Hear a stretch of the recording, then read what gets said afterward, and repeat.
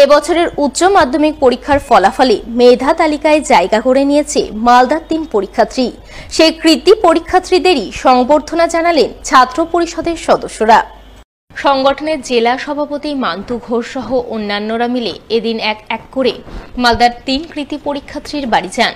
রাজ্যে সম্ভাব্য তৃতীয় অভিষেক গুপ্ত, যুগ্মভাবে পঞ্চম অর্ণব কর্মকার ও সুপ্তথিতা সরকার নামে 3 পরীক্ষার্থীকে তারা সংবর্ধনা শুভেচ্ছা জানিয়ে আগামী দিনে তাদের উজ্জ্বল ভবিষ্যৎ কামনা করেন।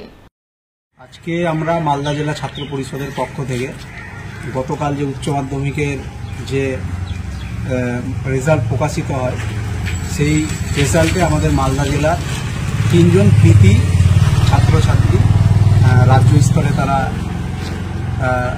নাম উজ্জ্বল করেছে। অভিষেক গুপ্ত তৃতীয় স্থান করেছে এবং সুপ্তথিতা সরকার এবং অর্ণব কর্মকার রাজ্যে পঞ্চম স্থান অধিকার করেছে। তাদেরকে আমরা আজকে সংবর্ধনা প্রদান করলাম।